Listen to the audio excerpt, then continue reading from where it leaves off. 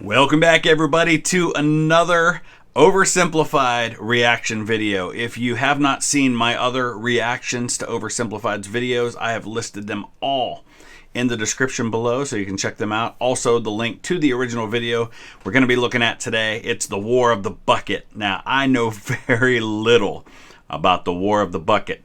My understanding is that it wasn't really over a bucket, but rather this is a war between a couple of neighboring areas in what is today Italy, and that the bucket was taken as a trophy. I believe there was really only one battle during the War of the Bucket, but that's about it. That's really all I know. So I'm here to learn today. I'm excited to dive into this. If there are interesting things that I want to learn a little more about, we may stop, throw on the glasses, and do a little looking some things up. But other than that, I'm excited to dive in. Let me know your thoughts. Use the comment section below. Let's check this one out. You. New merch available now, including a supremely uncool t-shirt and a glorious new character pin. Link in the description down below. Alright folks, gather round. I've got some good news and some bad news. Did you say good news and glad news? No, I said good news and bad news. Very bad news. Word on the street is there's going to be a horrible plague coming in from Central Asia in the next couple decades that'll wipe out half of Europe. What's the good news? Do you have a cure? Please say you have a cure. No. Even better. The good news is, we've got a new bucket for this city well. Yay! Wait, you know what that makes me think of? If you've ever seen Monty Python and the Holy Grail, there's this kind of ongoing thing where they're doing like their animated parts, and there's a part where they say, and there was much rejoicing, yay! And there's like a couple flags that wave and stuff like that. So it makes me think of.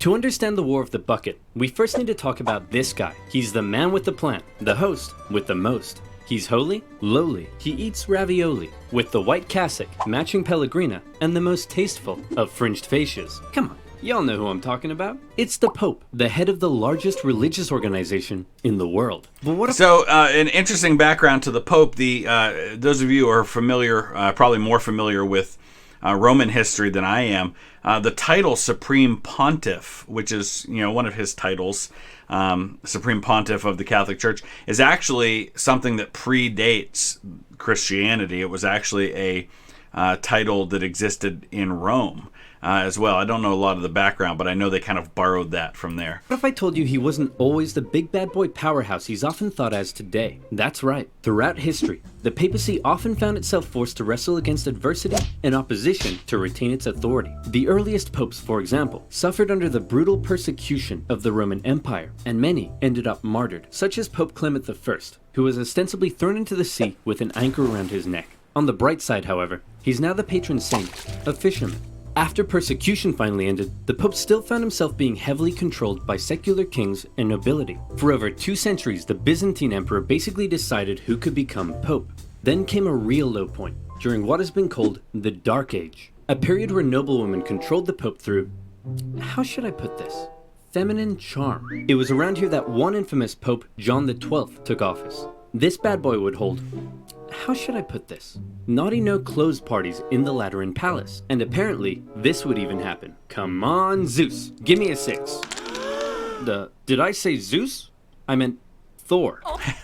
Yeah, we have to remember that, while today the Pope is the head of the Catholic Church, and he was then too, he was very much a secular leader as well. And you look at the Borgias, for example, one of the Borgias becomes Pope, and he's got children. And a lot of these popes, even though we're supposed to be unmarried, would have mistresses, would have would wear armor and lead troops into battle. And, the Pope was not, you can't, just like with a lot of things in history, you can't apply today's understanding of something to what it was 700 or 800 years ago. The Pope was very different than he is today.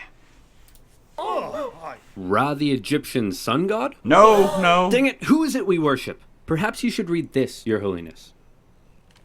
In the beginning, God created the heavens and the earth? Wow, this is wild. Pope John XII eventually died exactly how he lived, caught in the act by an irate husband who picked the Pope up and chucked him out the window. Wait. All right, let's look a little more about that one up. John XII.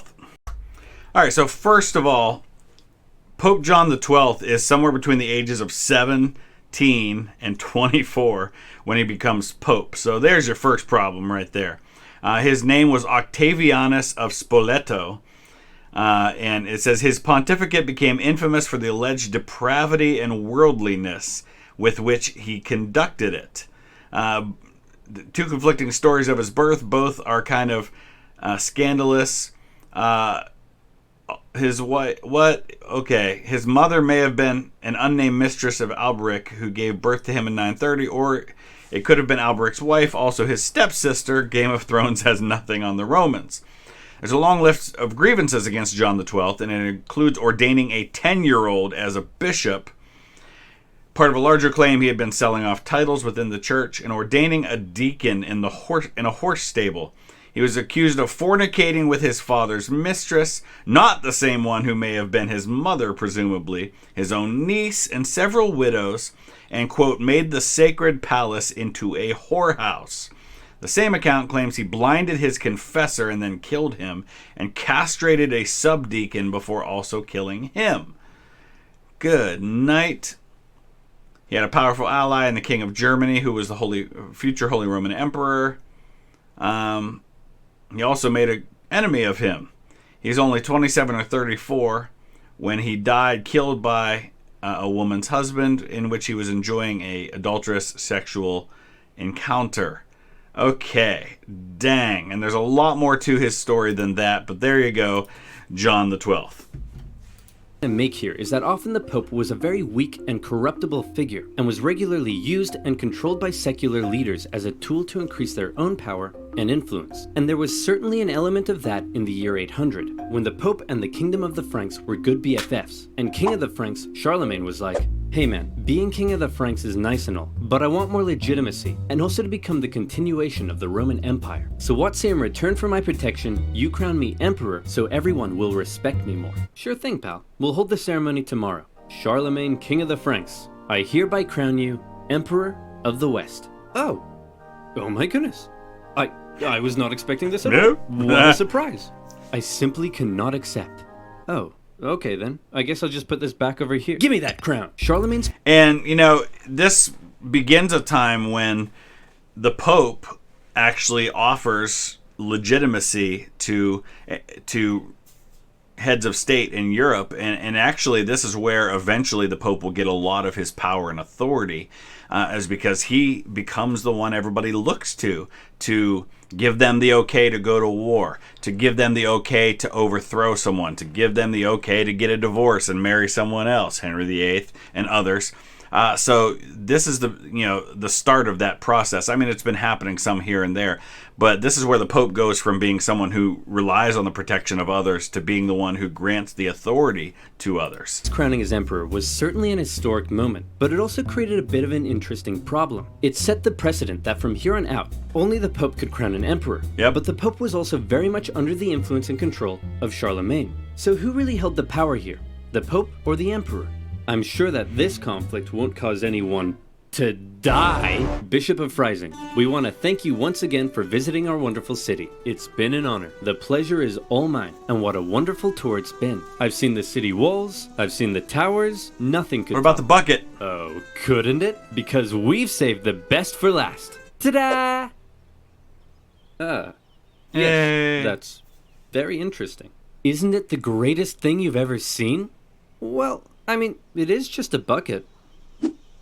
Just a bucket? Get him out of here! Over time, What? Charlemagne's position as emperor and the kingdom of the Franks gradually evolved into the Holy Roman Empire. Yep. And by now, the Pope and the Emperor weren't such good friends anymore, since neither could agree on who was the boss of who. To make matters worse, the Emperor had taken to investing his own bishops and abbots. What does that mean? Well, allow me to explain. The problem for the Holy Roman Emperor was his empire wasn't really an empire, so much as a nightmarish federation made up of hundreds of counties, duchies, bishoprics, and more.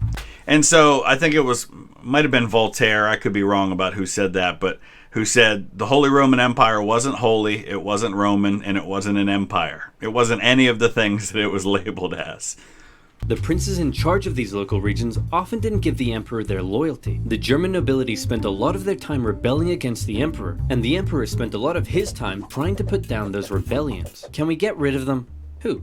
All the nobility. Get rid of them and pick new ones who are loyal to me. You can't just remove noble families from their territory. Please? Kinda can. Okay, how about this? Some of those territories are ruled by bishops and abbots, and as Holy Roman Emperor, considered by many to be the deputy of Jesus Christ himself, perhaps you can choose who gets to become bishop and abbot. Yay! Now, and this is something that a lot of secular leaders tried to wrestle for that kind of power. It happened in England, where the kings of England tried to have the authority over who would become Archbishop of Canterbury, for example, things like that. So and a lot of times the popes, in order to keep powerful secular leaders supporting them, which thereby then gave them their authority that they would, that circular thing he's talking about, division of power, they would often say, okay, you know what, you can name whoever you want way out there in Britain, way over there in Germany if you want to, and I will support your decision. Just make sure you keep supporting me. Now it's time to turn out the lights and go to sleep. Okay, I love you. Okay, good night. Say it back. And so it was. The emperor invested his own family and loyal followers into powerful church positions. Which was no different than what the Pope would often do, as we've already discussed. And thereby was able to increase his own power and authority. Not only that, but the emperor and other nobility were also engaging in something called simony. That's when someone would come along and say, hey, I want to become a bishop and get all the personal riches that come with the position. Perhaps we could come to some kind of arrangement.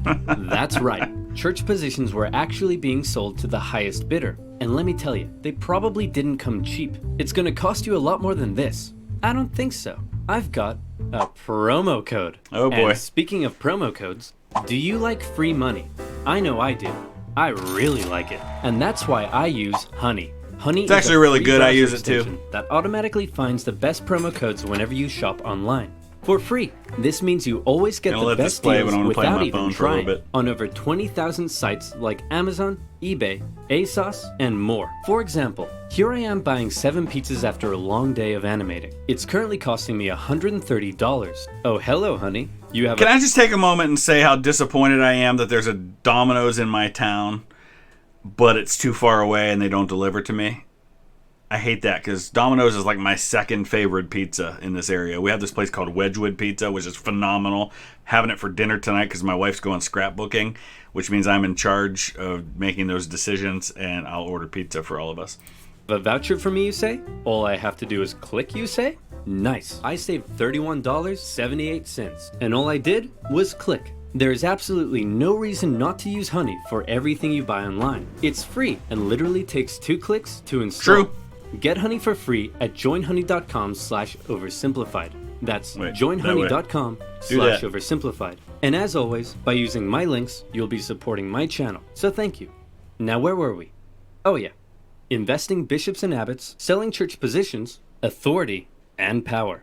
Wait a minute. This is depravity. The purpose of the church isn't for him to increase his own authority and power. It's for me to increase my own authority and power.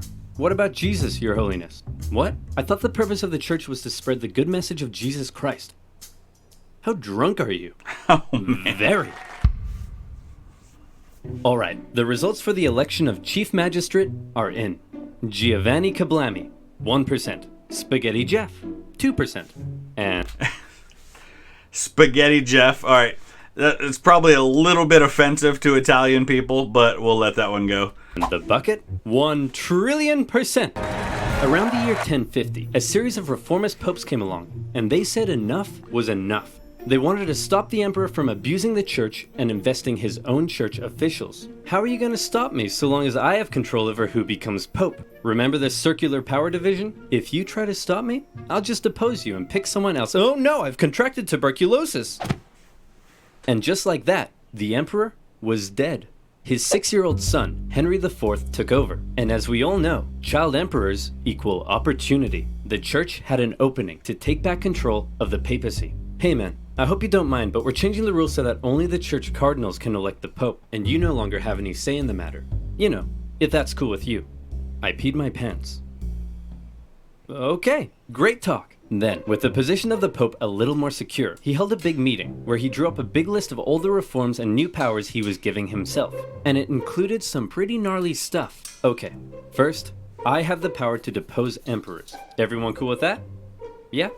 You got to think about, this is pretty gutsy. I mean, and these are the kinds of things that are only possible in the power vacuum that exists when children accede to the throne in a given region. Same kinds of things happen all throughout history when children come to the throne. He's going from not only taking away from the power, or from the emperor, the power to have a say in who the Pope is. Now he's giving himself the power to say who the emperor is. This is a major shift in the balance of power. Let's see. Only I can depose or reinstate bishops. Yeah? Alright. No one can judge me. All princes shall only kiss my feet. Only my name shall be spoken in the churches. My name is the only name in the world. Okay, I think you're done. These were all some pretty radical powers the Pope was giving himself, and with these reforms, the Pope was basically telling the Emperor, you no longer have the right to choose your own bishops and abbots. Only I can do that. When the Emperor, now a full-grown man, heard the news, he was furious. What? This is madness! Who does this guy think he is? I'm the Emperor, for goodness sake. He can't tell me what to do. I'll invest my own bishops and abbots if I want to, and this rapscallion can go right to heck! I peed my pants again! The whole conflict escalated when Henry IV went to the Pope and said, hey, guess what, sucker? You're deposed. Oh? Wait a minute. I'm the Pope. You can't depose me. I depose you. Deposed. Yep. Oh. Wait a minute. I'm the Emperor. You can't depose me. You're deposed. Oh. Wait a minute. Oh boy. Eventually, the German princes took advantage of the situation, and they all turned against Henry. Henry was forced to apologize to the Pope, and the whole thing ended there. Except it didn't. The whole conflict, known today as the investiture controversy, would continue on for centuries as popes and emperors engaged in a power struggle over the emperor choosing his own church officials. The overall result of this conflict is very intricate and full of complexities, but in general, the Pope was able to increase his authority. Great news, Your Holiness. Your influence is on the rise throughout civilized Europe, except for this one city in northern Italy. Really? What's going on there? The bucket.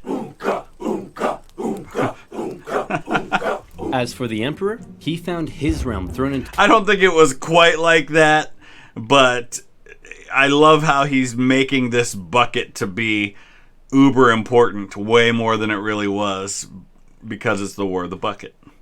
Further chaos and civil war, as the local princes continued to increase their own power and independence. This was most notably the case in northern Italy. Separated from the rest of the Holy Roman Empire by the Alps, the emperor's influence and control over Italy had often been questionable. And, you know, I mean, thinking of this in modern terms, Italy, Germany, Austria, Switzerland, you know, these are primarily Germanic cultures that are north of the Alps. It's primarily Italian culture south of the Alps. There's a natural divide that goes beyond just the geographical divide there. So let's look a little bit more into what's going on at this time. So while they kind of implied that this is something that goes on for hundreds of years, and to an extent it does, because there is that balance of that struggle of power, but primarily most of it was settled within about a 50-year stretch here in the investiture controversy, 1076 to 1122. You know, that struggle between the papacy and the Catholic Church and the Salian dynasty of German monarchs who ruled the Holy Roman Empire. Now, later on in the Holy Roman Empire, it's not always going to be Germans who rule the Holy Roman Empire. You know, Charles V, for example, is a Habsburg Spanish emperor. He's the uncle, or he's the nephew of Catherine of Aragon, who's married to Henry VIII. So, you know, they get away from that strictly German kind of thing. But you can see here Henry IV, who was the Holy Roman Empire, or emperor from 1084 to 1105, and king of the Germans during much of that same period. And says, although the conflict persisted beyond their deaths and had political ramifications for centuries to come, that's kind of the primary time. And it really goes all the way back to Otto I, 962 to 973, who's a couple generations after, Charlemagne. But by the 1100s, for the most part, this thing's pretty well resolved.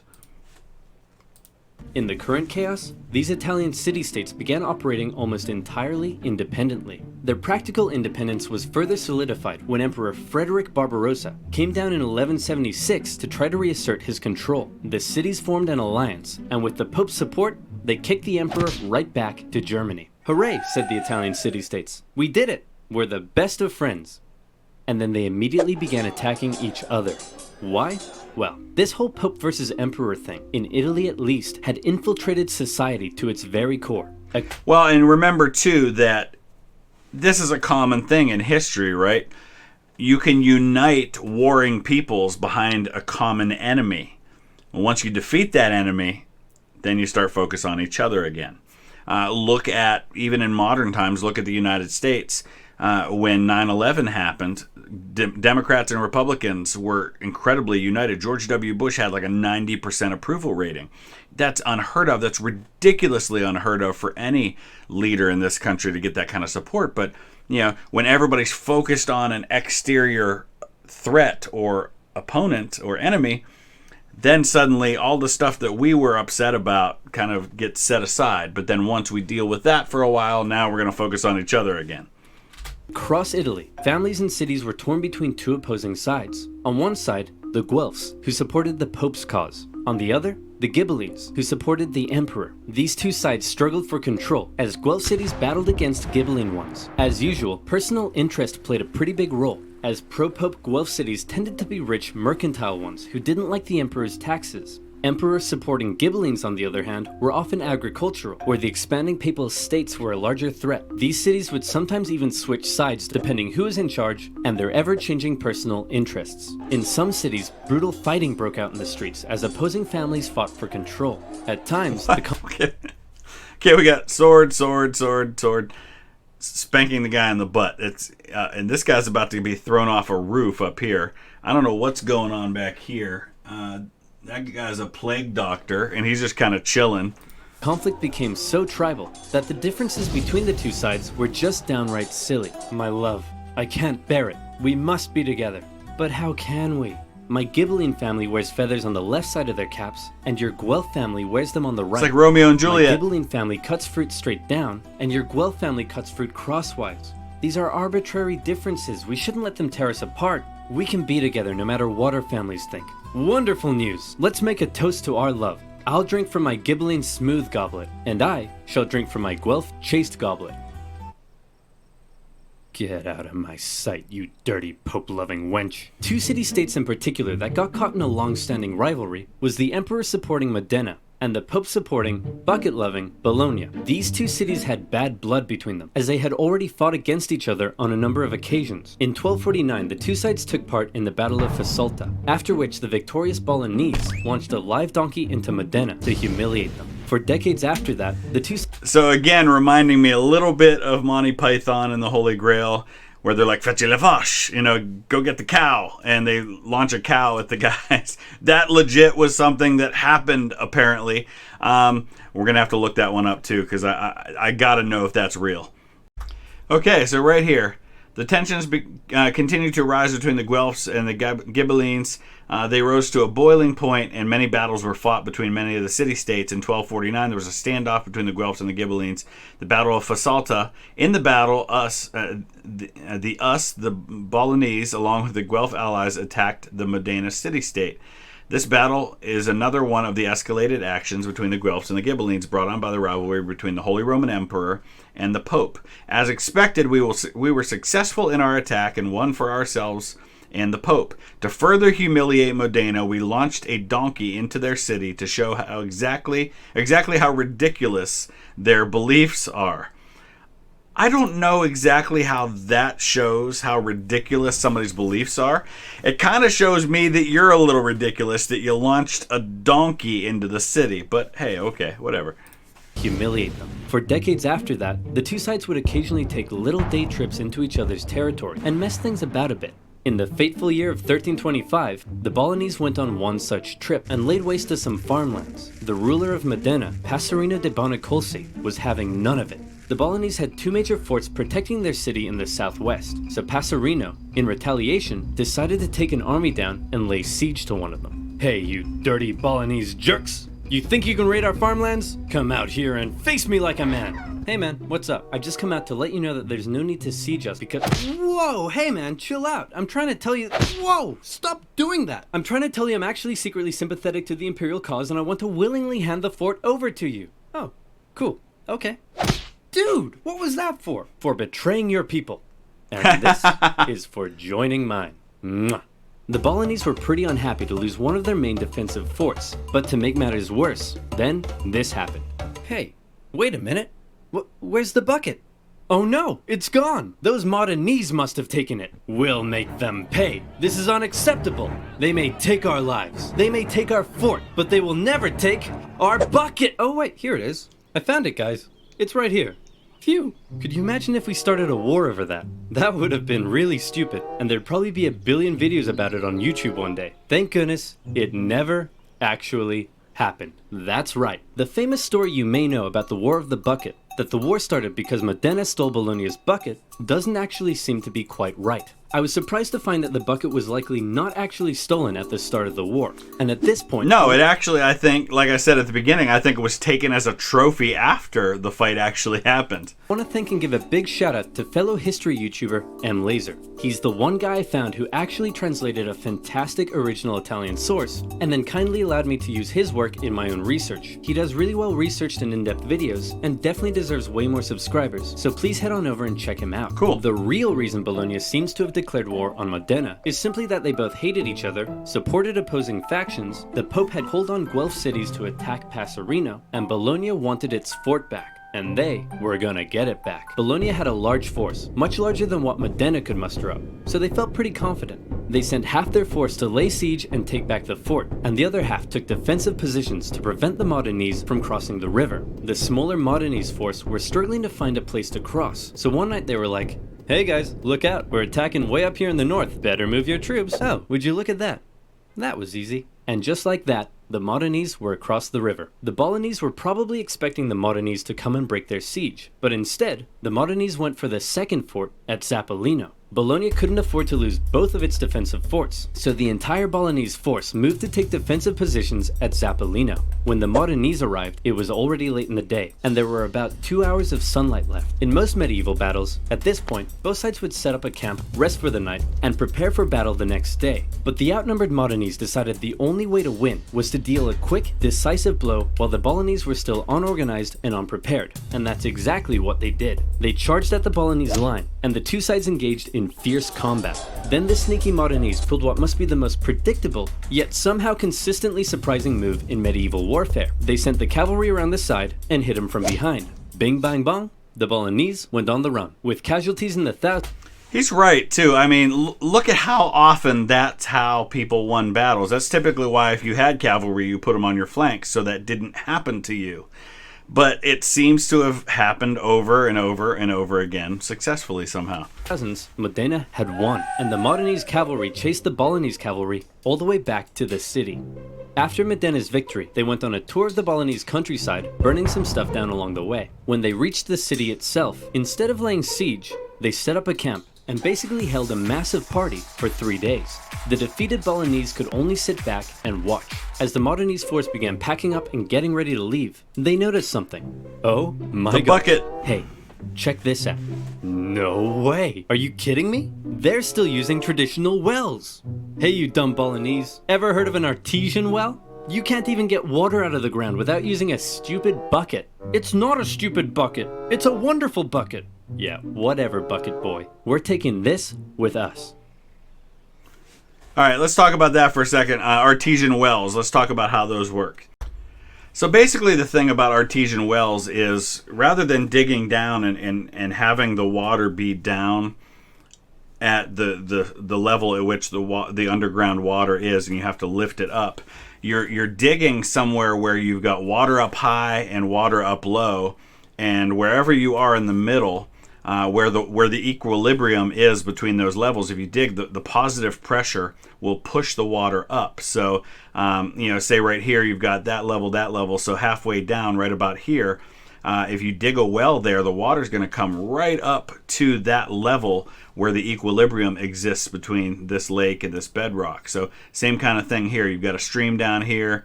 You've got an area up here. Here's the groundwater table. You can get the artesian well to come up to that level. So instead of having to drop a bucket down, you've got the water right there at that level. So it's a lot more complicated than that, obviously, but that gives you a little bit of an idea behind what they're talking about there. So Modena stole Bologna's bucket and put it up on display in their cathedral, eventually moving it to the city hall, where it remains on display to this day. The two cities came to a peace settlement a few months later. Bologna would have to pay heavy war reparations, and in exchange, Modena would return all conquered territories. Modena kept the bucket.